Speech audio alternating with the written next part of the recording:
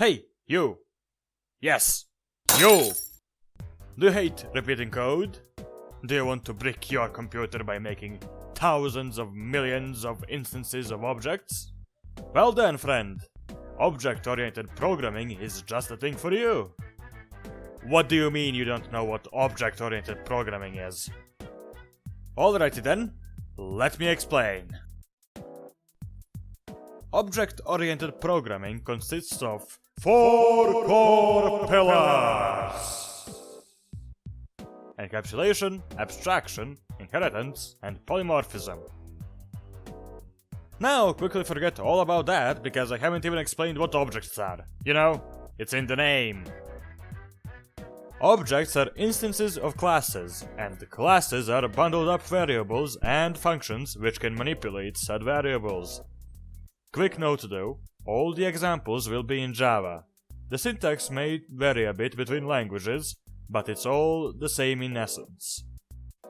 In the given example, we can see the class declaration up top, followed by curly brackets inside which sit 2 variables, and a singular function.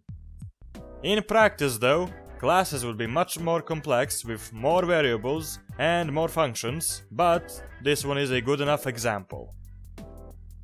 Back to the 4 pillars now. In short, encapsulation is protecting local variables from outside influence. Let me show you what I mean. In this first example, we have a class with 2 public variables and a singular function, the same as the example before. Any outside function can access these variables directly, whereas in the next example we have 2 private variables which cannot be accessed directly in any way by other classes.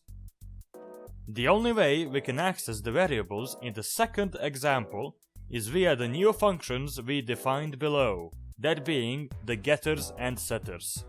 This approach to making classes could be useful in many situations, like imposing limitations on what values can be assigned to a variable.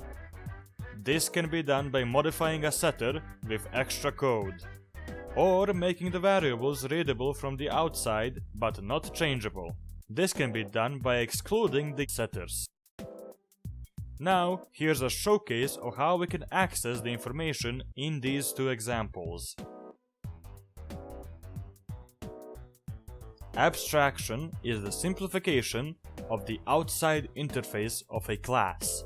This is achieved by only showing a certain group of functions and variables while keeping the rest hidden from the outside. Having done that, all the complex functions and the variables that the outside doesn't need to know about can be handled by the class they reside in, keeping a clean and simple interface for the outsiders.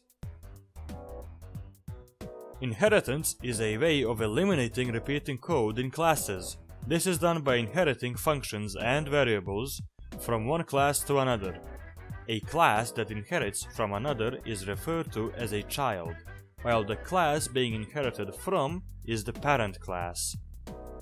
The child class can freely use all the public or protected variables and functions from its parent, but not any private elements. Protected means that a variable or function is accessible by the children of a given class, but not by any unrelated classes. Polymorphism is just the ability of a child class to redefine a function of its parent for its own use. Here is an example using the volume of geometric shapes. We have a parent class called geometric_shape, which houses a singular function called printVolume, which is currently empty. There are 2 child classes, square and sphere. Square has a variable for its edge length and a overridden function for calculating its volume. Sphere has a variable for its radius and a overridden function for calculating its volume. They both achieve the same thing, using the same function but having it modified for their own purposes. Thank you for watching.